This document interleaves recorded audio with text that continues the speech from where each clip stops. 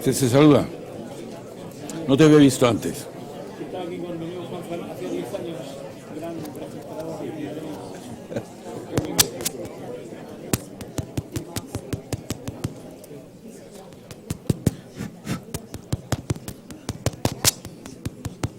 Sí, ahora sí. Muy bien. Bueno, buenas tardes. Vamos a empezar. Hoy vamos a hablar de la ilusión del yo, como ven en la pantalla. Y podríamos comenzar diciendo que para nosotros estamos tan familiarizados con la experiencia de nuestro yo que preguntarse si realmente ese yo existe o no parece enteramente como si fuese la pregunta de un retrasado mental, que espero no sea mi caso. Y sin embargo, la neurociencia moderna se plantea precisamente esa cuestión, es decir, que el yo es una ilusión, una más de las que el cerebro es capaz de generar. ¿Y a qué nos referimos cuando decimos yo? Nos referimos a nuestra personalidad, a nuestra conciencia, al alma, a la psique, a la estructura del aparato psíquico que describió Sigmund Freud, a un homúnculo, un hombrecillo dentro de nuestro cerebro. Estas preguntas siguen todavía sin una respuesta satisfactoria. Hace miles de años, la filosofía hindú y la filosofía budista nos dijeron que el yo era maya, una palabra del sánscrito que significa engaño o ilusión, y la equipararon con la realidad exterior que también esta filosofía hinduista y budista consideraba como una ilusión. Y curiosamente, después de miles de años, la neurociencia moderna llega a la conclusión de que la realidad exterior es en gran parte, como hemos dicho en otras conferencias, una creación, en gran parte es una creación del cerebro, ya que, como hemos dicho también, las cualidades secundarias, lo que decía Descartes, es decir, los olores, los gustos, los sonidos, el frío, el tacto, etcétera, no existen en la naturaleza, sino que son atribuciones del cerebro a impulsos que le llegan procedentes de los órganos de los sentidos. No está mal que yo repita esto varias veces, lo he dicho en otras ocasiones y lo repito aquí porque me parece muy importante, porque en realidad es algo contraintuitivo, como dicen los ingleses, es decir, es algo que nos choca contra nuestra impresión subjetiva, porque nosotros vemos los colores como si estuviesen fuera, ¿no? Y no, los colores no están fuera, ni los sonidos, etc. En fin, ¿qué piensa entonces la neurociencia sobre lo que llamamos yo? Pues parece, en primer lugar, que el concepto del yo está ligado al concepto de conciencia. Cuando nos dormimos, el yo desaparece, cuando perdemos la conciencia, y al despertar volvemos a recuperar tanto la conciencia como ese sentido del yo. Y, como he dicho, este sentido del yo es tan familiar y tan impresionante, deja en nosotros una impresión tan subjetiva, tan fuerte, que nos parece increíble que la neurociencia moderna nos diga, como hizo la filosofía hindú o budista hace muchísimos años, que nuestro yo es una ilusión. Hay algo que parece también evidente, que la memoria tiene mucho que ver con el yo también. Porque si no tuviésemos memoria de lo que hemos vivido en el pasado, no tuviésemos memoria de lo que vivimos en el presente, ni de los planes que tenemos para el futuro, difícilmente podríamos tener conciencia de ese yo. Hay una psicóloga británica, Susan Blackmore, que lo que no sé es por qué no está aquí. Es que no aparece ahora sí, perdón. Esa psicóloga británica, un poco friki como ven por los pelos, Susan Blackmore, dice que la palabra ilusión no significa que algo no exista, sino que no es lo que parece. Es decir, lo que experimentamos como yo es un poderoso engaño generado por el cerebro en nuestro propio beneficio. Pero este engaño del cerebro, a lo largo de las conferencias ya tienen que haberse dado cuenta de que no es el único. Porque si atendemos a lo que sabemos sobre la composición de la retina, y los que estuvieron en la primera conferencia se acordarán, la visión periférica, la que se refleja en las partes periféricas de la retina, es borrosa y además no tiene colores.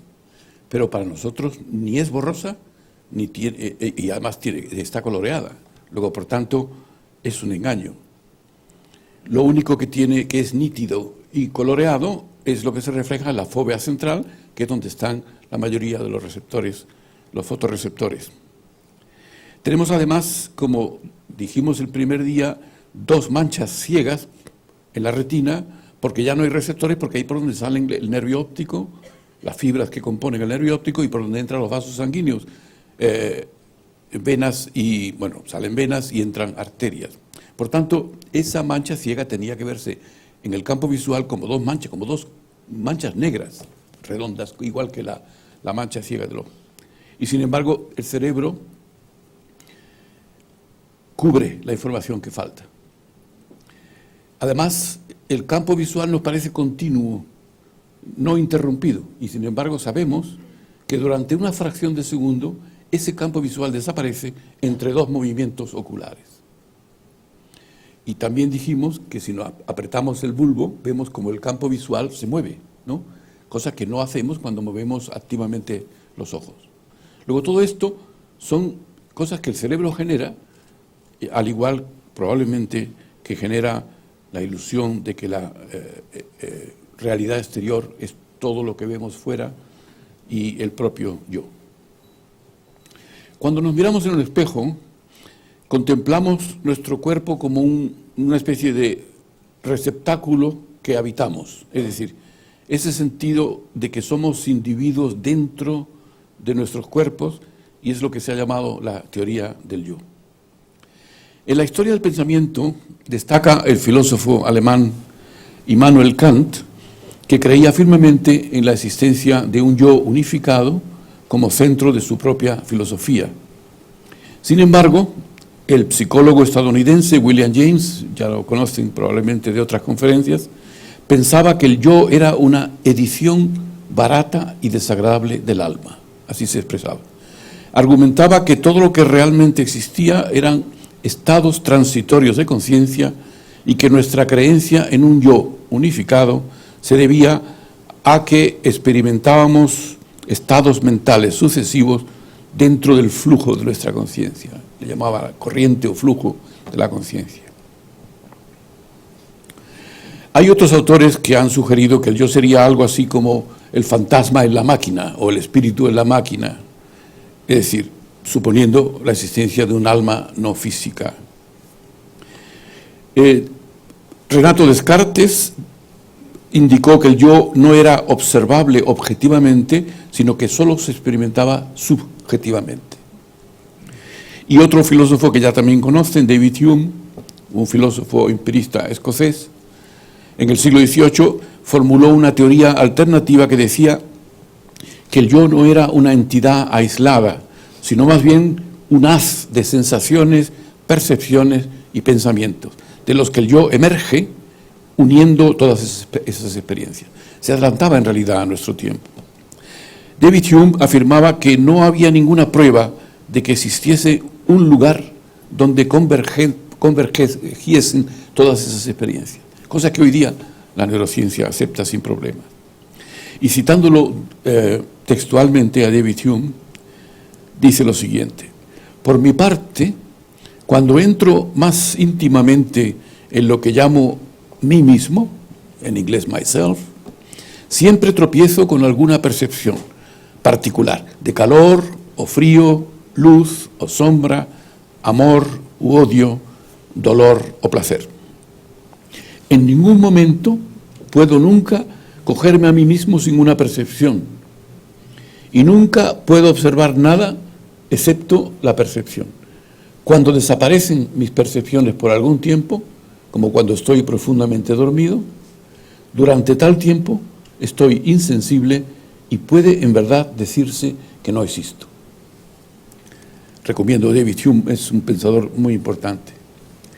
Así que la primera consecuencia de todo esto es que el yo es la suma de nuestros pensamientos, acciones, etcétera, y que naturalmente depende, lógicamente, del cerebro. Y eso lo sabemos todo, porque cualquiera de nosotros sabe muy bien que si hay un trasplante de un órgano, por ejemplo, el corazón, el hígado o el riñón, esa persona no va a dejar de tener su propio yo tras el trasplante. Pero si el trasplante fuese del cerebro, estoy convencido que todos nosotros aceptaríamos que ese yo desaparecía con el cerebro. Luego, intuitivamente, ya nos damos cuenta de que ese yo surge a partir de las redes neuronales de nuestro cerebro. Sin embargo, todos tenemos también la impresión subjetiva de que dentro de nosotros se esconde esa persona o ente que llamamos yo, que recibe todas las sensaciones, toma todas las decisiones, recapacita, planifica, aprueba o rechaza. Es decir, una especie de homúnculo, hombrecillo, que controlase todas las funciones cerebrales. En psicología, sobre todo en el psicoanálisis, el yo es un concepto fundamental junto con el ello y el superyo en la teoría freudiana con la que se intentó explicar el funcionamiento de la psique humana. Ese señor decía, Sigmund Freud, suponemos en todo individuo una organización coherente de sus procesos psíquicos a la que consideramos como su yo. Y en otro lugar dice, ese yo integra la conciencia. El yo, dice, es una parte del ello modificada por la influencia del mundo exterior. Y este filósofo estadounidense, que ya conocerán de otras conferencias, Daniel Dennett, llamó a este proceso del yo como el centro de todas las sensaciones, emociones, pensamientos, y le llamó el teatro cartesiano, es decir, una especie de quimera de que en alguna parte de nuestro cerebro existiese un lugar donde todos los sucesos mentales convergiesen y fuesen experimentados. Pero se ha argumentado con razón que la existencia de un homúnculo, por ejemplo, que hubiese dentro de nuestro cerebro pues un homúnculo, un hombrecillo que estuviese observando, decidiendo, analizando, etc. Pero se ha argumentado, y con razón digo, que la existencia de un homúnculo requeriría otro homúnculo dentro de la cabeza de ese homúnculo, y así sucesivamente. Algo así como las matrioshkas, las muñecas rusas, ¿no? Se ha planteado la hipótesis de un ente inmaterial, ya lo he dicho antes, al que se le llamó alma, que controlaría todas las funciones cerebrales, sobre todo las que llamaban antiguamente funciones anímicas y que hoy llamamos funciones mentales. El problema es que con este alma no resolvemos absolutamente nada. Primero, porque el dualismo cartesiano, que Descartes fue el que planteó tajantemente la división entre alma y cuerpo, aunque esa división es muy antigua, se remonta a los órficos, es decir, un grupo religioso que influenció mucho a Sócrates y a Platón, y por eso Sócrates y Platón son dualistas, se consideran dualistas en filosofía. Muy bien, Descartes plantea esa división tajantemente. El alma está separada del cuerpo, el alma es un ente inmaterial, no se puede medir, no es una res extensa que podamos medir, sino que es una res cognitans, que es la que piensa, la que explica todas las enfermedades mentales, todas las funciones mentales. Pero el dualismo cartesiano, que desde entonces se le ha llamado así y que en neurociencia apenas quedan dualistas. Dualista fue, por ejemplo, John Eccles, con el que yo trabajé en Estados Unidos, pero murió hace ya tiempo y creo que en neurociencia apenas quedan dualistas. El dualismo cartesiano siempre ha tenido problemas para explicar cómo es posible que un ente inmaterial, como es el alma, que no tiene energía, sea capaz de mover la materia del cerebro. Porque al no tener energía no podría mover la materia según las leyes de la termodinámica. Es decir, que contradice las leyes de la termodinámica. El hecho de que un alma inmaterial, sin energía, pueda mover la materia del cerebro.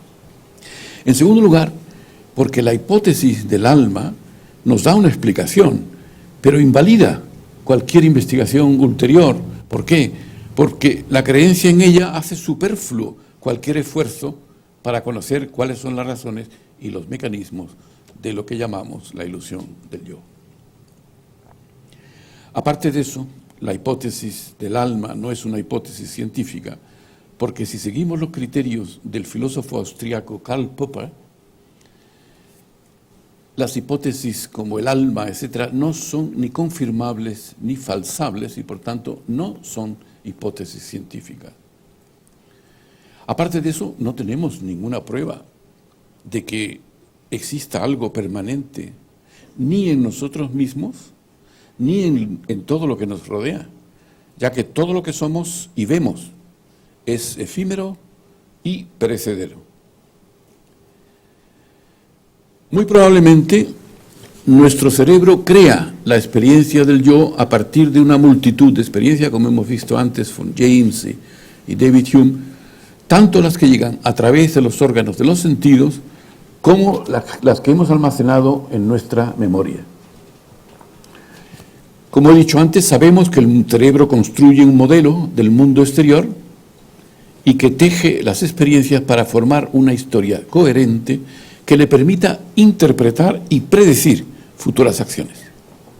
El neurofisiólogo colombiano afincado en Estados Unidos, Rodolfo Linás, dice que la predicción es una función fundamental del cerebro. Efectivamente, tenemos todo el lóbulo frontal dedicado en gran parte a predecir el futuro. Pero aparte de eso, en otros animales ocurre lo mismo. La predicción del futuro es fundamental para la supervivencia. Y por tanto, esa construcción del yo está hecha muy probablemente para formar esa historia coherente, para representar la realidad exterior y de esta manera poder predecir el futuro, actuar dentro del cerebro con esa realidad virtual que el cerebro ha generado. Así que el cerebro genera una simulación del mundo exterior para anticipar lo que vamos a hacer en el futuro y de esa manera asegurar no solamente lo que vamos a hacer nosotros en el futuro, sino lo que van a hacer los demás, sobre todo los predadores, en el futuro, y de esa manera asegurar la supervivencia, que para mí asegurar la supervivencia es la función fundamental del cerebro. Y esa sería presumiblemente la razón por la cual preferimos un modelo de la realidad a la realidad misma.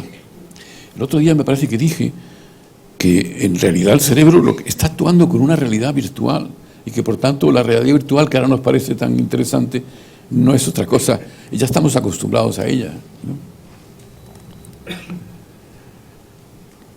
Hoy sabemos que todo lo que experimentamos se procesa en patrones de actividad neuronal que conforman nuestra vida mental. Y no tenemos ninguna conexión directa con la realidad exterior. Es decir, lo hacemos siempre a través de los sentidos. Y los sentidos nos sirven para generar esa realidad virtual con la que el cerebro actúa. Por tanto, vivimos en una realidad virtual.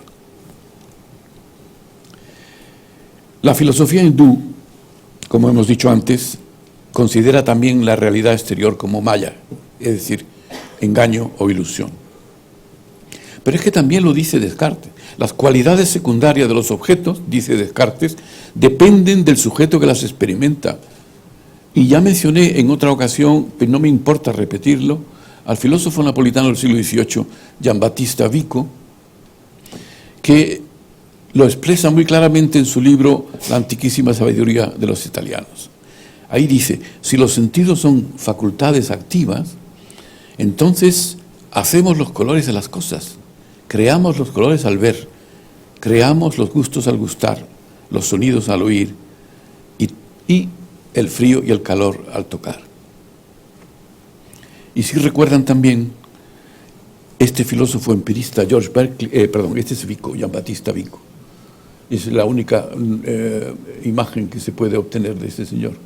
Pero este obispo empirista, George Berkeley, decía también que solo conocemos lo que percibimos, de manera que, si recuerdan lo que dije, sus contemporáneos discutían, si un árbol en el bosque de pronto cae al suelo, ¿se oiría algún ruido si nadie está presente? Evidentemente no se oiría ningún ruido, porque el ruido es una atribución del cerebro a unos impulsos que llegan a través del órgano de Corti del oído. Es la corteza auditiva la que atribuye el ruido a esos impulsos que llegan del órgano de Corti y que son exactamente iguales a los que llegan a través de la vista, del gusto, del olfato y del tacto. Son potencialización que son todos exactamente iguales.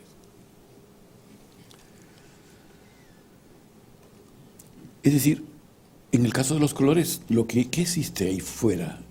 Radiaciones electromagnéticas que inciden de distinta longitud de onda, por supuesto, que inciden sobre receptores especializados en esa longitud de ondas y generan potenciales eléctricos. Estos fotorreceptores traducen la energía visual, la energía luminosa, la traducen a potenciales eléctricos y ese es el lenguaje con el que el cerebro actúa. Y esos potenciales son exactamente iguales los que traducen las células sensoriales del oído, o las células sensoriales de la piel, o las células sensoriales del gusto, etcétera, etcétera. Y luego la corteza es la que atribuye esto es rojo, esto es verde, este ruido es así, este ruido es asado. De manera que si yo lesiono la corteza visual, desaparecen los colores y el paciente se vuelve acromático y no solo no ve los colores, sino que ni siquiera sueña en colores como solemos hacer también nosotros, cuando no tenemos esa lesión, claro. Cuando el cerebro construye ese mundo inferior, si le falta alguna información, como hemos visto ya en la visión, el cerebro la suple para generar una historia plausible, aunque no sea completamente exacta. Yo diría, aunque sea falsa. Y de la misma manera que el cerebro genera el yo consciente, aunque todavía no sepamos cómo. O sea que de la actividad neuronal se pasa a un concepto tan abstracto como el yo, concepto que sería una construcción ilusoria que aísla al sujeto de su entorno, haciéndole creer que tiene una autonomía que no es real. Esto está en relación con lo que el otro día hablamos del pensamiento dualista. El pensamiento dualista es el comienzo de la razón, que se desarrolla más tarde en el niño y que nos permite analizar el mundo en términos antitéticos, blanco, negro, arriba, abajo, etcétera, etcétera. De manera que el yo entra y forma parte, a pesar de formar parte del mundo, nosotros el yo lo separamos del resto del mundo como si hubiesen dos entidades distintas. Y no nos llama la atención. El yo es mundo, es parte del mundo. Y sin embargo, nosotros nos enfrentamos al mundo como si el yo fuese una cosa distinta. ¿No les llama eso la atención? Pues bien, ese problema, cómo a partir de las funciones de las neuronas, de las células nerviosas, se generan conceptos tan abstractos como el yo, una construcción ilusoria, como hemos dicho antes. Eso representa, para un filósofo australiano que es David Chalmers, representa el gran o difícil problema de la neurociencia, a saber, cómo se pasa de la actividad neuronal a las impresiones subjetivas. Cómo se pasa de lo subjetivo a lo objetivo, o de tercera persona a segunda persona. Es decir, ese es el problema más importante que tiene hoy planteada la neurociencia. Hay algunos autores que dicen que nunca llegaremos a saber cómo, pero yo siempre digo que hace mucho tiempo que nos considerábamos imposible saber lo que hoy sabemos y por tanto, como yo suelo también decir, a la ciencia y al campo no se le pueden poner puertas, no se le deben poner puertas. Poder sí, porque estos señores dicen que nunca jamás llegaremos a saber cómo se construye lo subjetivo a partir de lo objetivo. Pero hay varios argumentos que apuntan a que el yo es una construcción cerebral y voy a enumerarlos. El primero es que el yo tiene un desarrollo ontogenético, es decir, que aparece a lo largo de la vida solo tras algunos años de vida. No aparece, el niño pequeño no tiene un yo. El segundo argumento es que parece que el yo es una construcción influenciada por la cultura. Es decir, que la experiencia de nuestra propia persona depende del entorno cultural en el que esa persona se desarrolla. Y el tercer argumento es que este yo no es indivisible. Los que asistieron a la conferencia Lateralización de las funciones cerebrales sabrán que cuando cortamos el cerebro en dos y separamos ambos hemisferios, aparecen dos yo distintos. Si recuerdan, incluso para Ramachandran, este neurólogo norteamericano, que tenía un paciente en donde una mitad, un cerebro era religioso y el otro ateo. La misma persona. O aquel que decía que quería ser diseñador y sin embargo con el cerebro parlante, generalmente el izquierdo, y cuando se comunicaba al experimentador mediante ciertas técnicas que explicamos en su día, con el hemisferio derecho decía que quería ser corredor de Fórmula 1. Es decir, dos personalidades distintas, dos yo distintos, con un sentido del tiempo, con un sentido con una memoria distinta, etcétera, etcétera. Así que el yo no es indivisible. Puede aparecer, pero no solamente en enfermos, sino también en personas normales. Bueno, normales a cierto punto, entre comillas. Pueden aparecer el yo dividido en dos. Por ejemplo, en el trastorno conocido como trastorno de personalidad doble o incluso de personalidad múltiple. Respecto al primer punto, que el yo no aparece cuando el niño nace, sino que se desarrolla a partir de una cierta edad.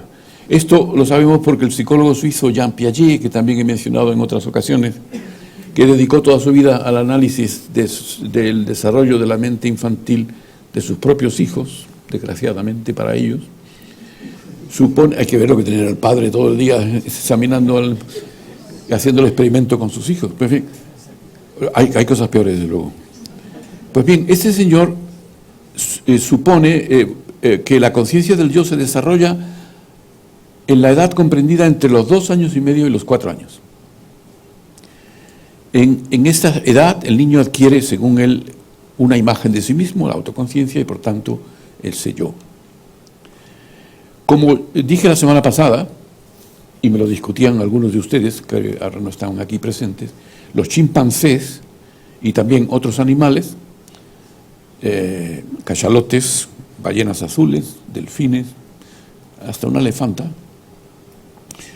poseen también una imagen de sí mismos, porque se reconocen en el espejo como tales, y por tanto, presumiblemente, también tienen una conciencia del yo. El miércoles pasado también referí el caso de una chimpancé que se crió con humanos, con seres humanos, y que le pusieron delante una serie de fotografías y de figuras, y la imagen de su padre, un chimpancé como es lógico, sí, porque podía ser, bueno, no. Pues la imagen de su padre la colocó junta con otras imágenes de elefantes, de caballos, etcétera. Y la suya propia la colocó con sus padres, con las imágenes de los humanos. Es decir, esta chimpancé tenía la conciencia de que era un ser humano. Respecto a la influencia cultural, segundo tema, porque el yo parece ser que es una creación. Los antropólogos han descrito muchas tribus indígenas primitivas, pero hay los Oyipa o Jipa, que es un grupo nómada de cazadores y recolectores y pescadores que habitaban al este del lado Winnipeg, en la provincia canadiense de Manitoba. Entre estos indígenas no existe la noción del yo como entidad separada de la sociedad. Y lo mismo se ha visto entre los inuit, es decir, los esquimales, en donde el yo tiene también connotaciones colectivistas, no es el yo aislado nuestro. Y justo lo contrario se observa entre los maoríes, una etnia de la Polinesia en la que aparece un individualismo exacerbado, muy superior incluso al individualismo occidental.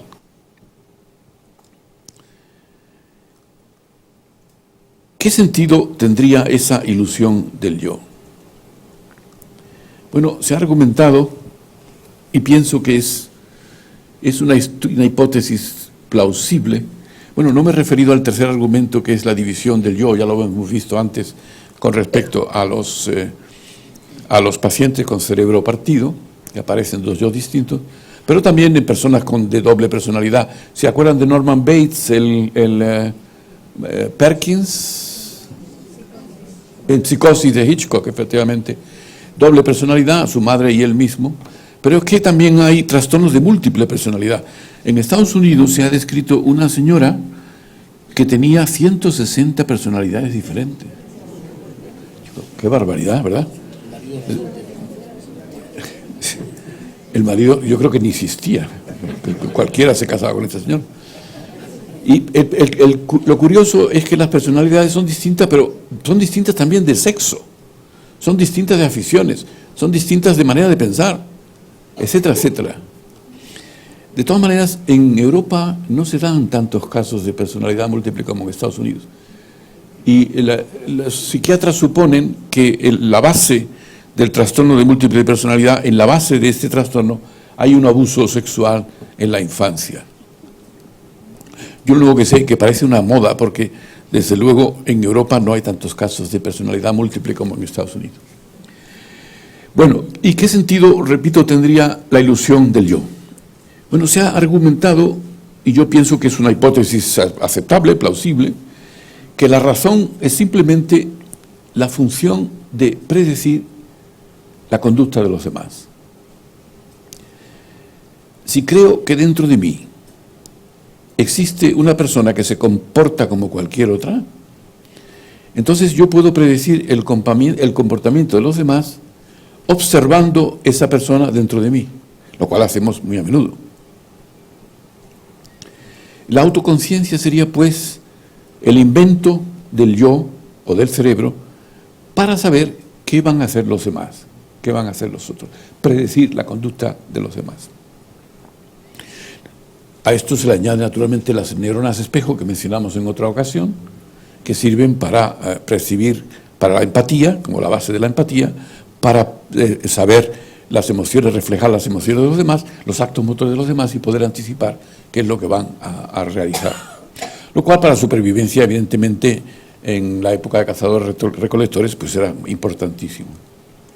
Y ya he mencionado a este Vilayanur Ramachandran, que es un neurólogo indio que está en Estados Unidos, y cree que el yo no es una propiedad holística del cerebro, sino que surge de la actividad de series de circuitos que están distribuidos por todo el cerebro e interconectados entre sí. Hay un pionero de la inteligencia artificial que se llama Marvin Minsky, que dice que la autoconciencia es un segundo mecanismo paralelo desarrollado para generar representaciones de otras representaciones más antiguas.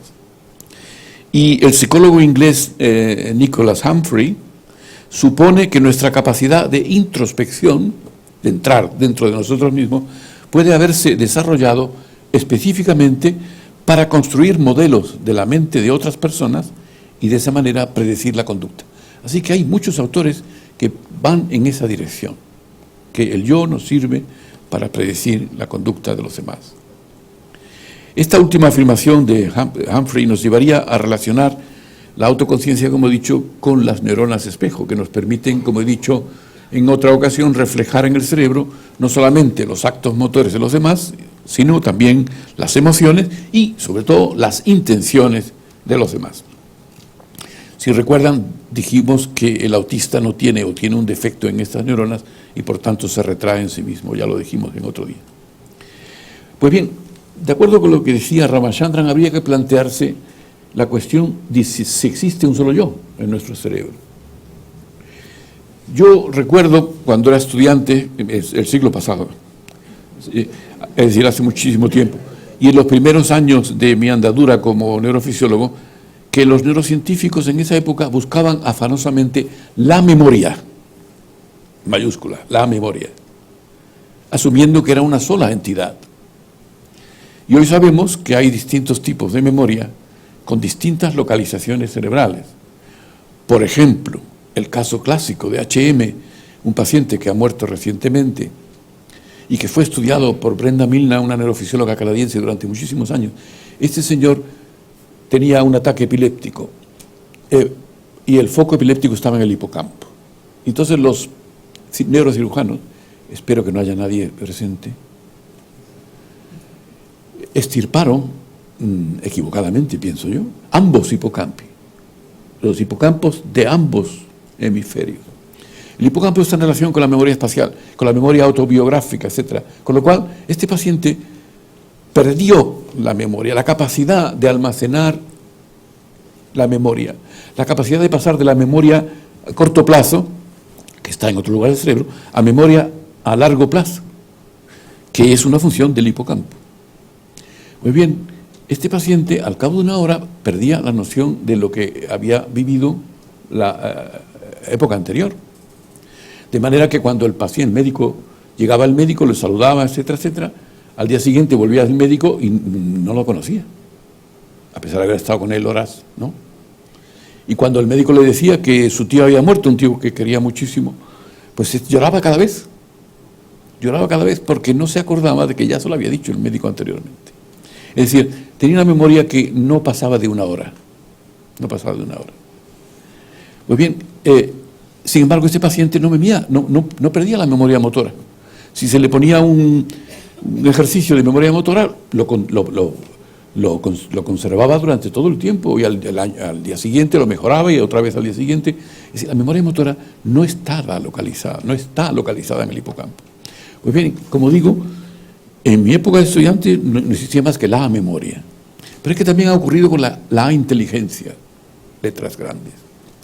Y hoy se definen diversos tipos de inteligencia, como hizo el psicólogo de Harvard, Howard Gardner, con su teoría de las múltiples inteligencias, por lo que no es banal preguntarse si puede ocurrir lo mismo con el concepto del yo, si hay varios tipos de yo.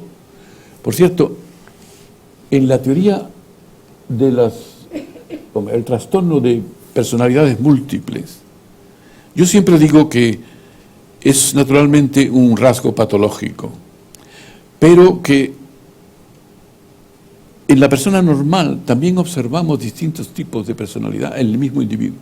Por ejemplo, un joven o una joven no es la misma persona con sus padres que con los compañeros o compañeras de juerga o con el novio o la novia. Son personalidades distintas. Luego, es muy probable que tengamos dentro del cerebro personalidades distintas que están de alguna manera unificadas por algún tipo de cemento que las une y que en condiciones patológicas se separa. Y se supone que ese cemento es la función del hipocampo, que es el que almacena la memoria biográfica, por supuesto.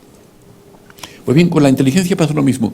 Este Howard Gardner tiene un libro sobre las múltiples inteligencias, define 7 u 8, y se basa además en Huarte de San Juan, que en el siglo XVI es un escritor español.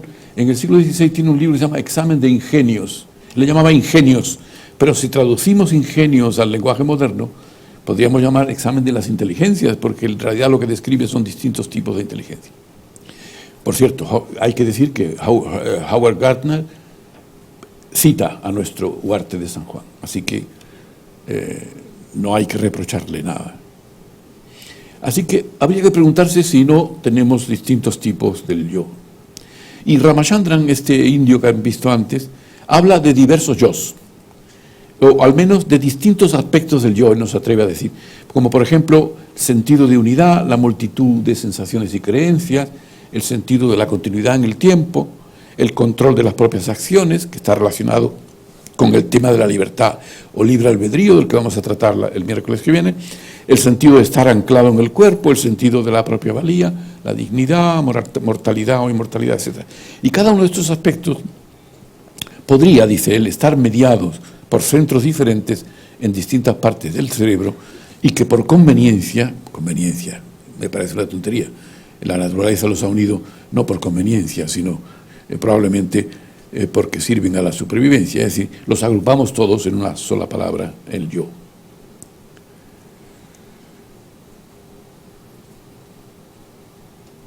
Hay casos clínicos que muestran que existen muchas regiones cerebrales que juegan un papel en la creación y mantenimiento del yo.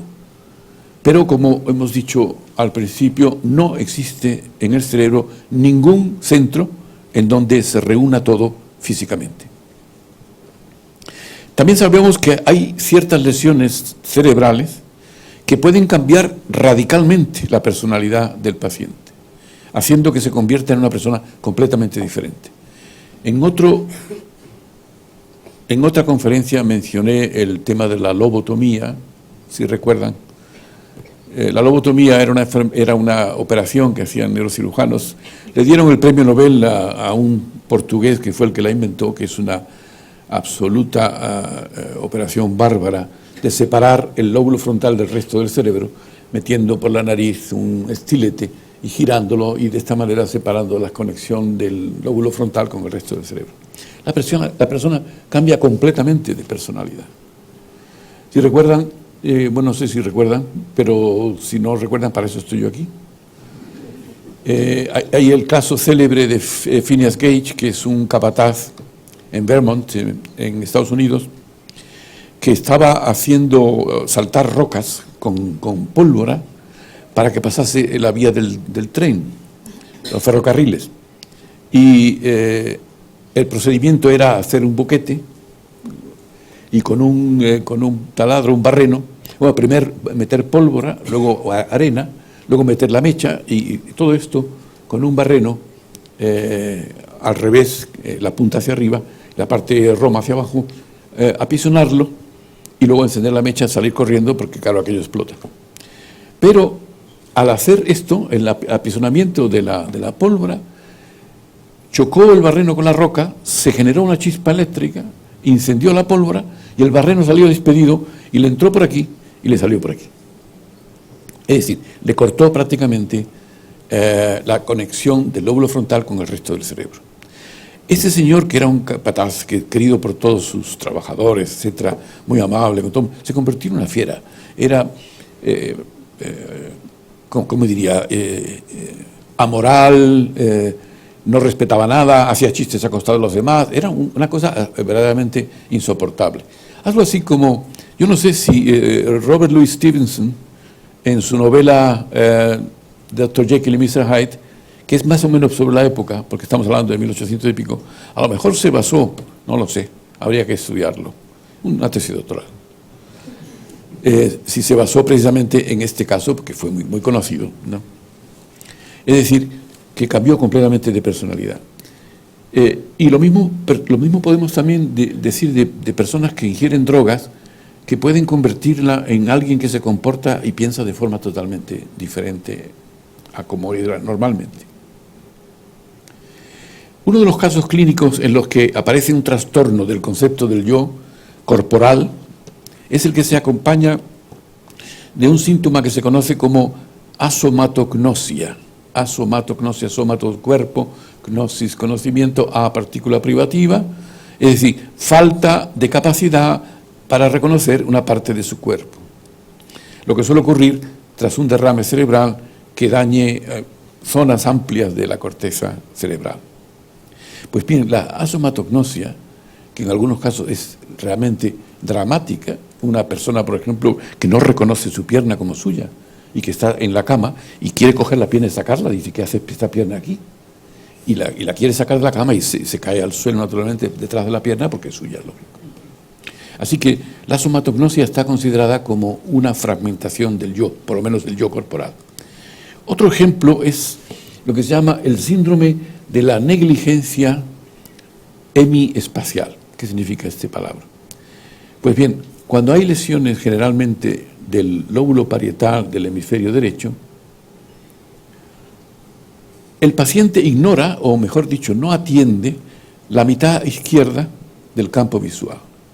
De manera, me parece que lo hemos enseñado una vez, que el paciente, como ven aquí, pues si se le dice que copie el reloj, copia la mitad del reloj. Una casa, la mitad de la casa, la mitad de la flor, etcétera, etcétera.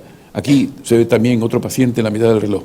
Es más, si se mira al espejo, se afeita, si es un hombre, claro, o una señora con barba. Se afeita solamente la mitad derecha de la cara. Y cuando coge un libro empieza a leer desde la mitad hacia la derecha, ignorando completamente. Se han hecho test y se sabe que el paciente recibe perfectamente la impresión visual de lo que está despreciando, pero que no atiende, le falta la atención a ese lado del cuerpo. Pacientes en un hospital están girando siempre, si es posible en ese hospital, girando siempre hacia la derecha en los pasillos, nunca hacia la izquierda, porque no la consideran. Pues bien, esta negligencia visual también está considerada como una fragmentación del yo. Y otro síntoma también que afecta al yo personal es la llamada anosognosia, es decir, negación de la enfermedad. Esto es terrible, porque se le dice a una persona que está enferma y no se lo cree. Y está enferma y no admite la enfermedad que tiene. Y hay un caso especial de la anosognosia que es el síndrome de Anton. Me parece que he traído al Anton aquí, sí señor, que es una inconsciencia de la ceguera. Es decir, este señor Gabriel Anton describió uno de los primeros ejemplos de falta de conciencia de la ceguera, nada menos que en 1899. El paciente no admite que es ciego. Pues generalmente las tres condiciones que he mencionado: A, somatognosia, incapacidad de reconocer el cuerpo; negligencia hemiespacial, incapacidad de atender una parte del campo visual; y anosognosia, incapacidad de reconocer la propia enfermedad, suelen ocurrir juntas cuando se lesiona el hemisferio derecho del cerebro. También se sabe que los límites del yo personal no son fijos, son dinámicos más que rígidos. Hay cosas que consideramos ego cercanas, como por ejemplo el propio cuerpo, la mujer o el marido, etcétera, amigos, miembros de la familia, si son bienvenidos, supongo. Y por otro lado, hay objetos ego distantes, ¿no?, que no tienen un significado especial para nosotros. Y hay otros ejemplos de alteraciones del yo, que son los fenómenos conocidos como déjà vu y jamais vu, es decir, ya visto y jamás visto, en los que el paciente tiene la impresión, en déjà vu, de haber visto algo que no ha podido ver antes, o lo contrario, la impresión de no haber visto nunca algo que sí conoce previamente. Y eso está en relación con el sentido de la familiaridad, que es una facultad que depende de la amígdala. La amígdala es una parte del cerebro emocional, muy cerca del hipocampo, y que le da el sello de familiaridad a los eventos que recibe, sensoriales que recibe. De tal manera que algo nos puede parecer muy familiar si la amígdala está hiperexcitada, que es el caso del déjà vu. Y lo contrario, naturalmente, cuando el paciente piensa que jamás ha visto algo que conoce perfectamente. Y hay otro psiquiatra francés, 1923, Jean-Marie Capgras, que describió un caso, el de Madame M, que es muy interesante, una mujer de 53 años que se quejaba de que impostores habían sustituido a su marido. Habían sustituido no solamente a su marido, habían sustituido a sus hijos y a ella misma era una impostora, no era ella. Su marido, decía ella, había sido asesinado y los impostores lo habían sustituido por otras personas. Y a este fenómeno lo llamó l'illusion de Saussure, la ilusión de Socias. Socias es en español una persona que se parece tanto a otra que es confundida con ella. Y el nombre proviene de la mitología griega, en la que se cuenta la historia de Zeus, que se transformó físicamente en la persona de Anfitrión para seducir a su mujer Alcmena. Y temeroso que la criada de Almena, Socia, la alertase a Almena del engaño, hizo que Hermes se convirtiese en Socia. El engaño tuvo éxito y Almena dio luz a dos mellizos, uno hijo de Zeus, que fue Hércules, y el otro hijo de Anfitrión, que fue Ificles. Y de ahí que el nombre Socie en francés signifique doble. Pues bien, el síndrome de Capgras, que es este señor, está probablemente generado por la pérdida de la conexión entre el reconocimiento de caras, en la parte inferior del lóbulo temporal, y el sistema límbico, de manera que, sobre todo la amígdala, de manera que el paciente reconoce las caras, pero no son familiares para él. No se reconoce él en su propio espejo, por lo que supone que son impostores o dobles. Pues bien, 4 años tras la publicación del síndrome de Capgras, 2 médicos franceses, Courbon y Feil, publicaron un artículo titulado El síndrome de la ilusión de Fregoli y la esquizofrenia. Le dieron este nombre por un tal Leopoldo Fregoli, que fue un famoso actor italiano en Francia, que poseía una extraordinaria capacidad de imitación. Y estos pacientes encontraban a personas a su alrededor conocidas, aunque nunca las habían visto antes, es decir, es lo contrario del síndrome de Capgras. El síndrome de Fregoli puede interpretarse como una relación extraordinaria con otras personas y en ese sentido se parece al fenómeno del déjà vu. Pues bien, otro ejemplo de los límites, que los límites del yo corporal son maleables y dinámicos, como he dicho antes, y no rígidos, los vemos en experimentos que utilizan una mano de goma, que es el experimento siguiente. Si se oculta la mano derecha de este paciente, esto que se ve aquí,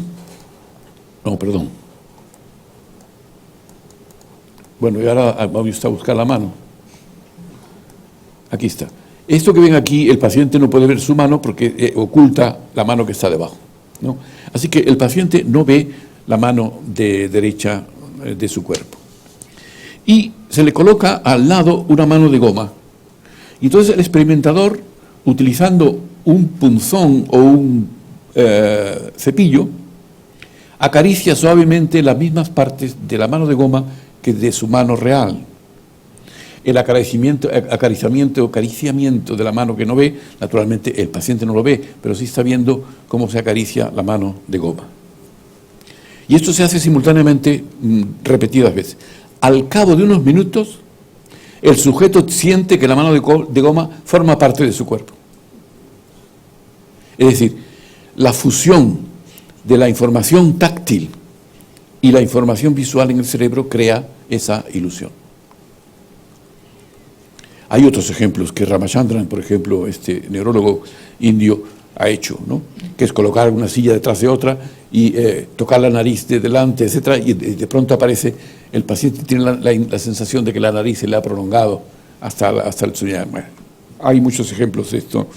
Es decir, al principio hemos dicho que las experiencias de la vida son muy importantes para la creación y mantenimiento del yo, es decir, que la suma de nuestros recuerdos forma nuestra identidad, pero que esos recuerdos se modifican por el contexto en el que se producen y a veces simplemente son confabulaciones. Con otras palabras, no podemos fiarnos de ellos de manera que el propio yo queda en entredicho, lo que supone, sin duda, que muchas veces pueden dar lugar a un yo equivocado de nosotros mismos. En la clínica neurológica encontramos también pacientes con trastorno de identidad disociativo, como ya hemos realizado y no vamos a repetir. El filósofo estadounidense Hilary Putnam opina que todos nacemos con el potencial de desarrollar varios yos, distintas personalidades, y que en el curso del desarrollo normal conseguimos más o menos consolidar un sentido integrado de la personalidad. Como he dicho antes, ese sentido integrado de la personalidad se le atribuye al hipocampo. Respecto al problema de la localización del yo, John Taylor, que es un profesor emérito de la Universidad de Londres, presume que en términos freudianos, el superyo, que sería la instancia moral que realiza juicios sobre la actividad del yo, y que supondría la internalización de normas, reglas, prohibiciones de los padres, etc., se podría localizar en las regiones mediales de la corteza órbito-frontal, la que está justo encima de las órbitas de los ojos. Este es el lóbulo frontal, la parte medial, órbito-frontal, sería esta, suponiendo que estoy tocando el cerebro, claro. ¿Y por qué le atribuye el superyo a esa estructura? Pues porque desde esa región de la corteza orbitofrontal se inhibe el sistema límbico. Es una región inhibidora del sistema límbico, de las emociones. Cosa importante para el lóbulo frontal, sobre todo para la concentración, ¿no? Yo siempre pongo el ejemplo de Arquímedes. Arquímedes está en Siracusa, estaba a servicio del tirano de Siracusa y estaba escribiendo en el patio de la casa, estaba escribiendo en la arena pues una fórmula matemática. No se dio cuenta que habían entrado los romanos y allí se lo cargaron. La concentración inhibe las emociones y lo que es una ventaja para la concentración, para el pensamiento racional, supone una desventaja, como el otro día dijimos, para la supervivencia, porque el sistema límbico está al servicio de la supervivencia, sobre todo, de manera inconsciente, pero al servicio de la supervivencia. Así que desde esa región inhibidora del sistema límbico se puede atribuir, dicen este profesor de la Universidad de Londres, el superyo. ¿Dónde estaría el ego localizado? Pues estaría situado en redes neuronales localizadas en regiones dedicadas a la acción en el lóbulo frontal, en la parte dorsolateral y en las partes anteriores del lóbulo frontal. Y el ello, que para Freud es el sistema límbico, digamos, es inconsciente y que representa la expresión de los instintos, pulsiones y deseos, estaría representado por el complejo hipotálamo, sistema autonómico, sistema visceral, etcétera, y que estaría bajo el control tanto del ego como del superego. Son hipótesis de este señor de Londres. Yo personalmente pienso que existen al menos dos tipos de yo o de conciencia, al menos dos. Una le he llamado la conciencia egoica, es decir, del ego, que es la conciencia normal que solemos tener en la vigilia, aunque también hay distintos niveles de conciencia en la vigilia, pero que se caracteriza por el pensamiento típico dualista de nuestra capacidad lógico-analítica. Y una segunda conciencia, que llamo conciencia límbica, que es a la que accedemos cuando entramos en lo que he llamado una segunda realidad, que es a la que llega el chamán, el místico, etcétera, mediante ciertas técnicas, y que genera la sensación de trascendencia.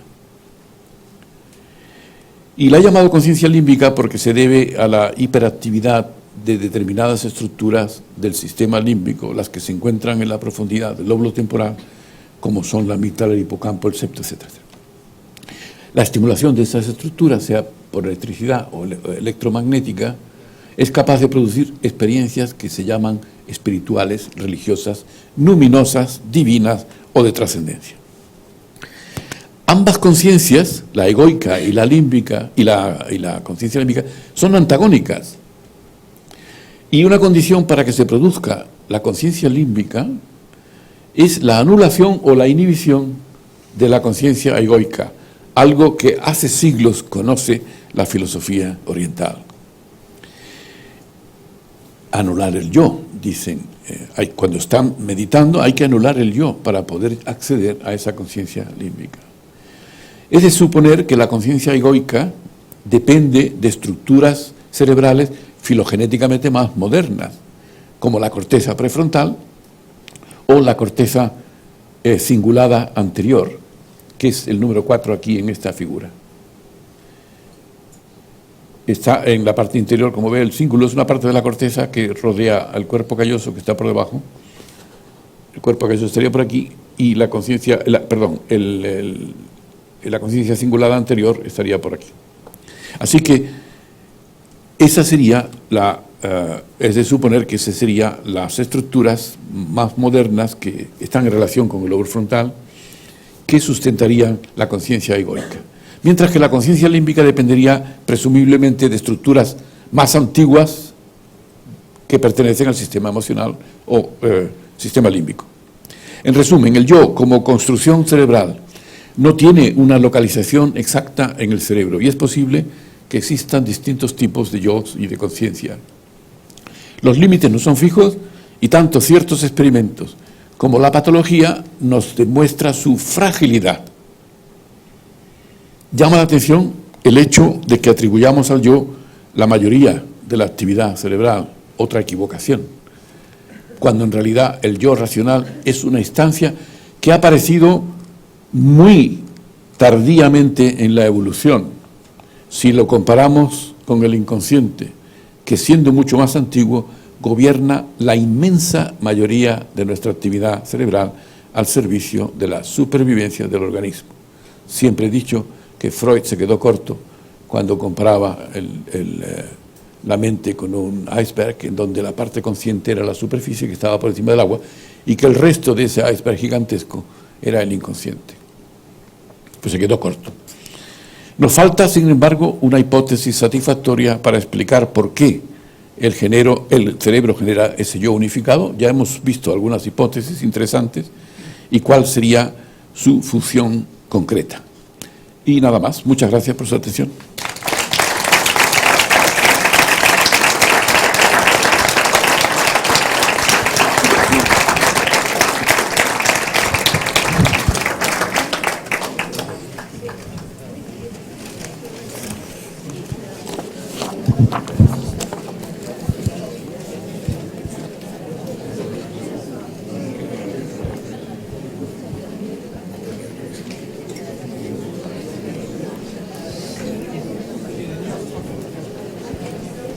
Nuria, Sí, aquí hay una...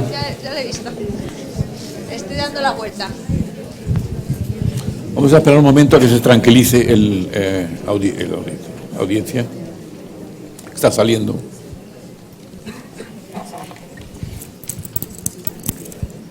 Buenas tardes, profesor. Muchas gracias por sus palabras.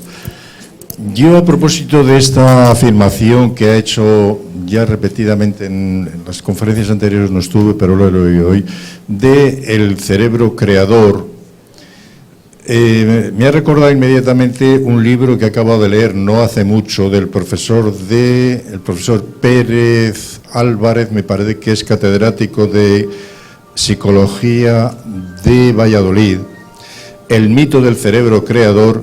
Tengo en casa, sí. En el que arremete profundamente contra la neurociencia, afirmando que ha invadido territorios que no son suyos, que son propios de la psicología, que el neurocientífico propiamente debería dedicarse más bien, hablando de una forma un poco despectiva, me parece a mí, al análisis de esas pruebas radiológicas con puntitos, con conexiones, etcétera, y que realmente quien confiere lo que conoce el individuo no es fruto del cerebro, sino que es fruto de la cultura, del medio y del trabajo que hace el individuo con todos esos elementos que después el cerebro incorpora, pero que realmente esto es lo que debe tenerse en cuenta y no la neurociencia, que parece que es invasiva. Yo quería preguntarle a propósito de esto, si realmente la neurociencia ha pretendido en alguna ocasión invadir territorios de la psicología, y es así como eso, son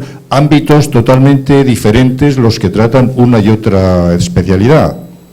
Esto por una parte, y termino rápidamente. Y segundo, doctor, yo quería preguntarle entre las interpretaciones que ha hecho del yo, es decir, la localización o la razón por la que existe el yo, quisiera preguntarle por una que me parece recordar que es de Dennett, pero no recuerdo muy bien, y que la atribuye a motivos puramente evolutivos. Es decir, en el hombre se ha formado esa conciencia del yo porque se siente seguro a la hora de considerarse autor de sus propias acciones. Y si no fuera así, parece como si juntamente con el libre albedrío, si no fuera por esto, parecería que sería, no sé, se sentiría desamparado en relación con todo el medio que le rodea y como un elemento más. Es decir, considerarse él como autor de sus propias acciones, pues le confiere personalidad y razón de todas ellas. Nada más, gracias. Muy bien, vamos a ver. Este señor de cuyo libro tengo en casa, me parece muy bien que se meta con la neurociencia. La neurociencia es una ciencia como otra cualquiera y por tanto se puede meter. Lo que pasa es que no va a impedir que la neurociencia siga avanzando. Menos mal, diría yo. Menos mal. O sea que es inútil. Ese esfuerzo me parece inútil. Yo no lo haría. Segundo, tenemos la impresión de que se está metiendo en terrenos que no le pertenecen, dice este señor. Bueno, pero eso no es culpa solamente de la neurociencia. Por ejemplo, las personas que trabajan en el marketing, pues han creado el neuromarketing. La neurociencia no tiene nada que ver con eso. Es más, dicen unas barbaridades que la neurociencia no admitiría. Algunos. Y lo mismo puedo decir de neuroeconomía, de todo. Es que ahora mismo está de moda eso. Es una moda, sí. Bueno, pero eso es criticable, me parece muy bien.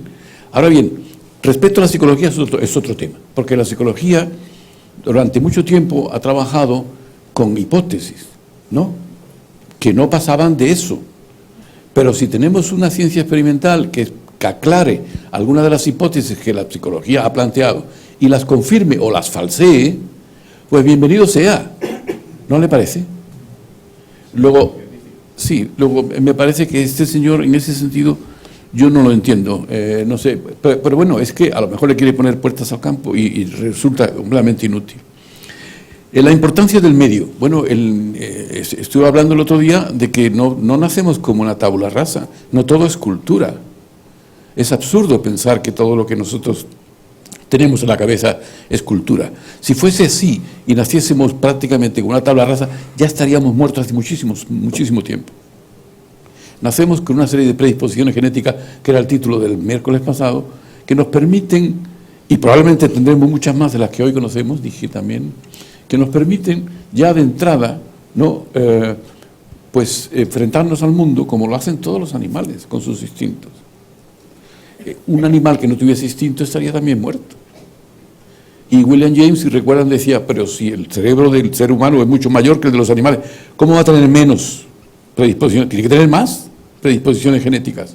Y yo le puedo asegurar, y me juego la cabeza, entre otras cosas porque la voy a perder dentro de poco, que cuando sepamos algo más del genoma humano, encontraremos muchísimas más predisposiciones genéticas. Mencioné el miércoles pasado que hay un señor que se llama Dan Brown, cuyo libro tengo en casa, que se llama Universals, que trata de 120 o 130 universales, es decir, cosas que son comunes a todos los seres humanos en todas las culturas y en todos los tiempos, imagínense. Así que, entre ellos el dualismo, por cierto.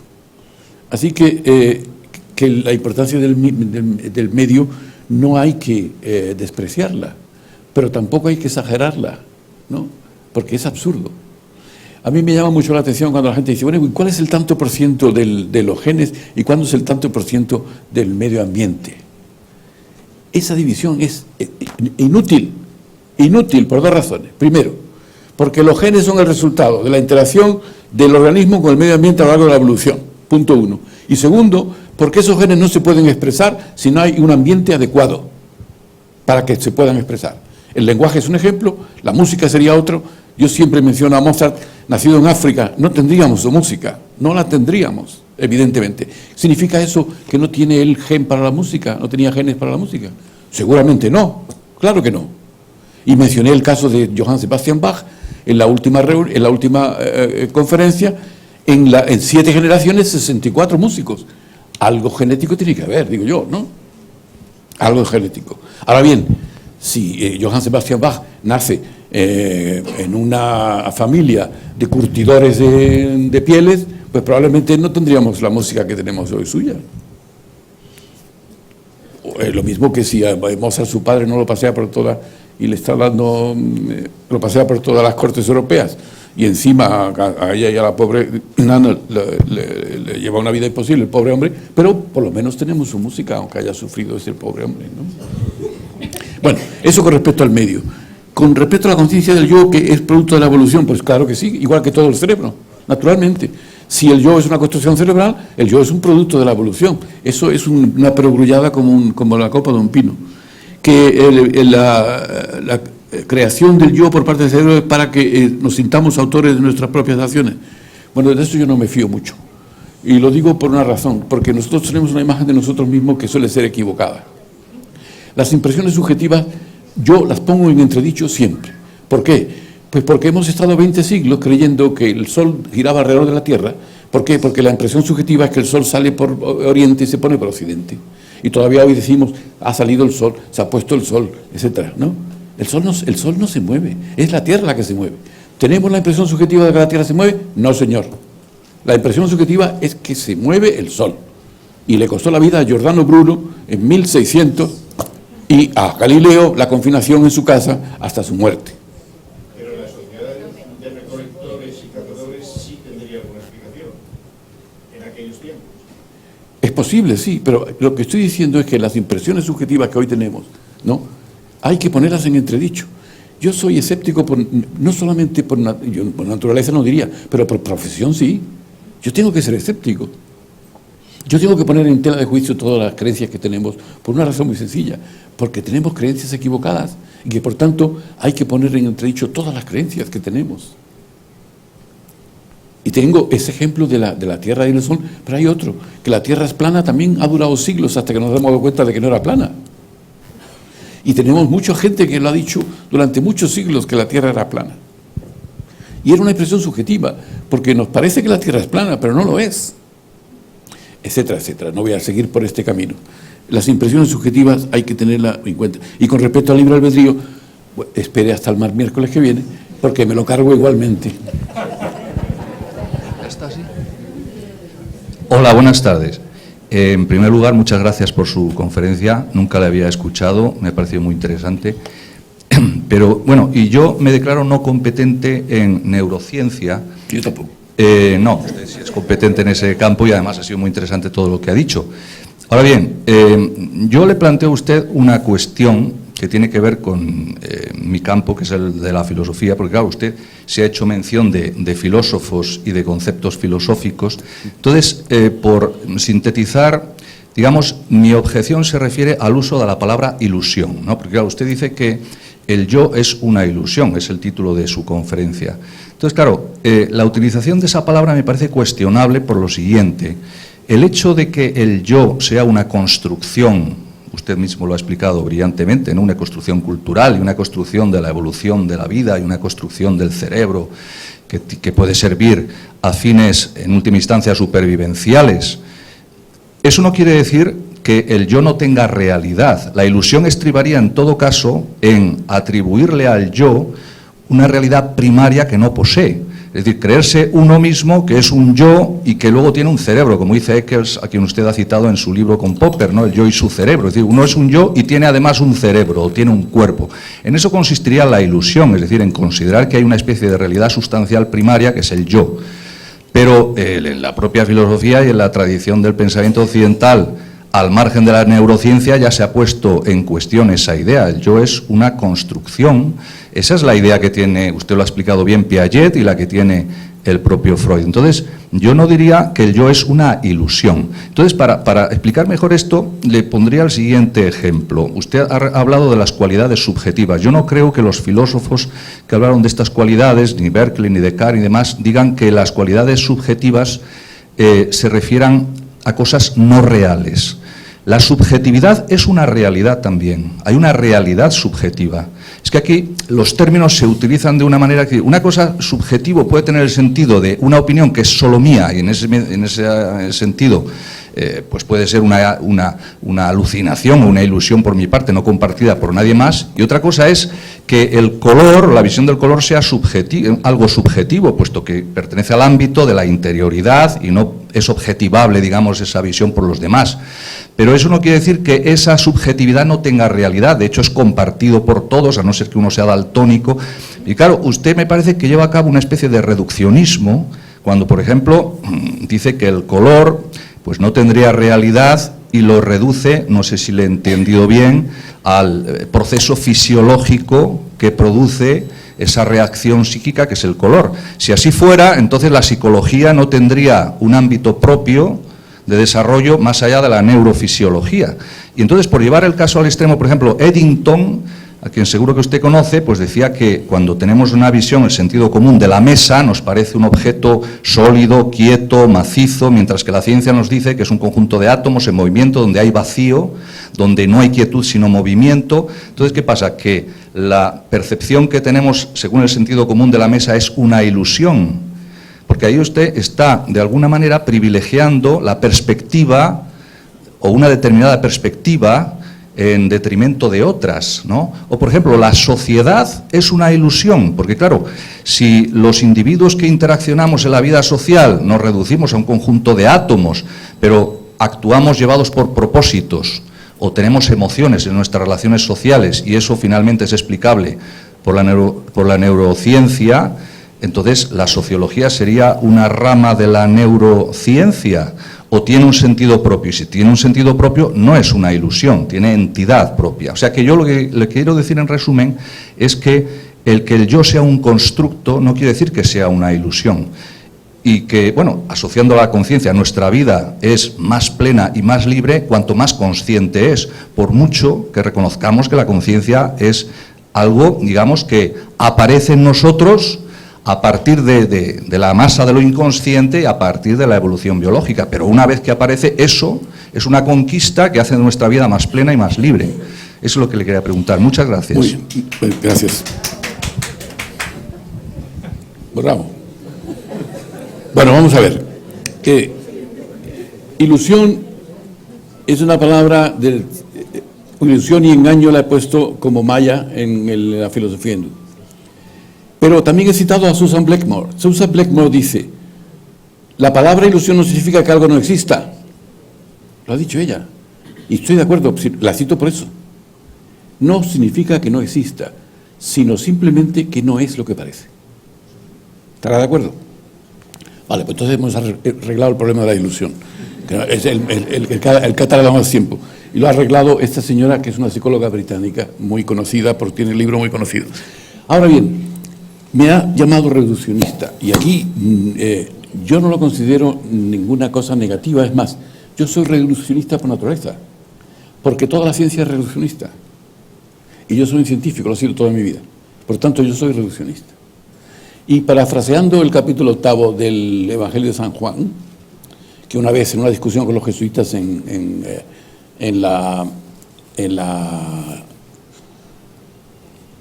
escuela esta de Badajoz, ¿cómo se llamaba? San José, el colegio San José de los Jesuitas, parafraseando el capítulo 8 de San Juan, el que no sea reduccionista, que lance la primera piedra. Que se recuerde lo de la adúltera y Jesús, etc. Es decir, todos somos reduccionistas, pero es que la ciencia lo es por naturaleza, no tiene más remedio. Por tanto, utilizar el reduccionismo como arma arrojadiza para desprestigiar a cualquier otra persona porque no ve la totalidad. Nadie ve la totalidad. ¿Quién ha dicho que ve la totalidad? Es decir, ¿sí? Bueno, ahora espera un momento, yo termino. Y luego, o sea, eso me parece que es muy importante hacerlo ver, porque el reduccionismo, sin reduccionismo no se puede trabajar. La ciencia no puede trabajar sin reducir las cosas a cosas más simples. Es más, es la tarea de la ciencia, no es otra cosa. Por tanto, ese epíteto reduccionismo como algo negativo, yo no lo considero negativo, sino todo lo contrario. Considero que me ha dicho exactamente lo que yo soy. Espera un momento que tiene que responder él. Es que una cosa es reduccionismo metodológico y otra cosa es reduccionismo esencialista. Es decir, tiene razón. Se está refiriendo al reduccionismo metodológico, a la hora de analizar problemas y tal. Estoy haciendo el juego del diablo porque creo que este señor hacía otra cosa. No, yo, a ver, cuando hablaba de reduccionismo estaba pensando, por ejemplo, en las críticas que hace Mario Bunge a los fisicalistas, es decir, que pretenden, no digo que lo haga usted, digo que eso es una forma de reduccionismo y ese reduccionismo no me parece muy loable, ¿no? Es decir, tratar de explicar todos los fenómenos en los términos de un lenguaje cuyos conceptos todos están construidos a partir del lenguaje físico, ¿no? O de términos que se refieren a entidades físicas. O cuando se refiere Richard Lewontin, que es un psicólogo evolucionista que usted conoce, que mantiene una posición dialéctica y habla de una concepción que a mí me parece muy interesante, y casi le preguntaría a usted por su opinión, una concepción estratigráfica y evolucionista, es decir, la realidad implica una evolución y en esa evolución aparecen nuevos tramos emergentes que no se pueden dar sin los tramos previos. La vida no existiría sin las leyes físicas, pero del mismo modo no habría psiquismo sin cerebro y no habría vida social humana sin sin psiquismo, ¿no? Entonces hay una emergencia de nuevos estratos de la realidad, y cuando se critica por parte, por ejemplo, de Lewontin el reduccionismo, lo que quiere decir es que hay al menos una cualidad emergente en cada uno de los nuevos tramos que aparecen, porque no todo se puede explicar por los estratos más básicos, ¿no? Entonces hay que atender a nuevas leyes que deben dar cuenta en esos nuevos estratos que aparecen de las cualidades y de la complejidad de la realidad que se da allí. Entonces no se puede dar cuenta de lo que es el psiquismo solo a base de neurociencia, como no se puede dar cuenta de los fenómenos sociales solo a base de otras perspectivas más básicas. Es lo que le quería... Estoy de acuerdo. Gracias. Y además, usted que es filósofo conocerá a Nikolai Hartmann. Nikolai Hartmann lo ha dicho clarísimamente. Hay diversos análisis de la realidad. La realidad está estratificada y que, por tanto, las cualidades de una schicht, es que no sé, de una capa, no se puede aplicar a las otras porque no coinciden. Luego hay distintas, efectivamente, y cada una de las capas tiene cualidades distintas. Y no se puede reducir una a la otra, ni se pueden utilizar los argumentos de una capa a la otra. Eso me parece muy bien, pero que haya un acercamiento es absolutamente necesario. Es decir, antes se me hizo, este señor que citó anteriormente a Pérez, no me acuerdo cómo se llama al cerebro creador, sí, decía que no se pueden cambiar, no se puede uno mezclar con la... ¿Cómo que no pueden mezclar las distintas especialidades? Pero si precisamente de la interacción entre ellas ha surgido la creatividad, si los experimentos más importantes que han llevado a la humanidad hacia adelante han estado en las zonas limítrofes de cada disciplina, es todo lo contrario, es todo lo contrario. La neurociencia tiene que acercarse a la psicología, y la psicología a la psiquiatría a la neurociencia, y la filosofía y la física. El problema es que no lo hacemos. Si ese es el problema nuestro, que estamos en compartimientos estancos, eso es anticreador. Anticreador. Luego ese señor que dice, que encima escribe un libro que se llama El cerebro creador, está diciendo justo todo lo contrario. ¿Nos entendemos? Más o menos. ¿Alguna otra pregunta?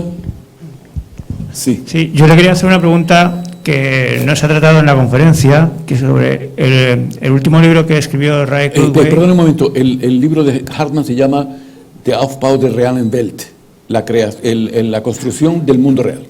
Perdón. Pues Ray Kurzweil ha escrito un libro ahora que dice que asegura, vamos, que se va a desarrollar una transferencia de la mente a máquinas, a ordenadores. ¿Quién ha dicho eso? Ray Kurzweil. Ah, sí, Kurzweil. Kurzweil, sí. Y ya ha testificado que, vamos, que es una realidad que va a ser y que se van a generar capacidades intelectuales a través de máquinas. Entonces quería saber cómo puedes ver este efecto con el yo y con todo el tema del inconsciente. Bueno, vamos a ver, la comparación del cerebro con el ordenador es muy antigua. Lo que pasa es que antes eran con los autómatas, en el tiempo de Descartes eran autómatas, se comparaban máquinas, ¿no? Y ahora es el ordenador porque es que está de moda y porque lo utilizamos a diario. No es correcta esa comparación por una razón, porque en el cerebro el hardware y el software no se pueden separar. No se pueden separar. El hardware se modifica con el software. Para poner un ejemplo, ¿no? Que yo no lo distinguiría, es decir, lo distingo simplemente porque en términos informáticos se hace así, pero en el cerebro no se pueden distinguir. ¿Por qué? Porque la utilización del cerebro está cambiando la estructura. Ahora mismo estoy cambiando su cerebro y usted está cambiando el mío, ¿no? Las sinapsis entre las neuronas, etcétera, y estoy asociando cosas que están modificando mi estructura cerebral. Luego, esa comparación no puede ser. Pero es que hay otro... Lo que expresa es que se va a generar un cerebro... Sí. Claro, hay facultades que ya nos han superado. Por ejemplo, la memoria, pues, ¿qué voy a decir? El ordenador nos supera, pero con mucho, ¿no? Ya ganó en el Blue, ya ganó al Kasparov ¿por qué? Pues porque él puede hacer millones de posibilidades en un segundo, y el pobre Kasparov pues andaba con su cerebro renqueando, digamos así, comparado con el ordenador, claro. Es decir, en muchas cosas sí podemos utilizar el cerebro y pues se pueden generar muchas facultades, pero hay alguna cosa que no se ha podido conseguir hasta ahora. Primero, las emociones, ¿no? Se está intentando, Pero las emociones son la base, como dice Antonio Damasio, son la base de nuestro pensamiento racional, ¿no? Y esas emociones son, por así decirlo, ¿cómo diría yo?, el carbón, la estufa que está generando el pensamiento. Sin esa, cuando tenemos una lesión en el sistema límbico, las personas, los pacientes no pueden razonar normalmente, como ha demostrado Damasio con muchos pacientes.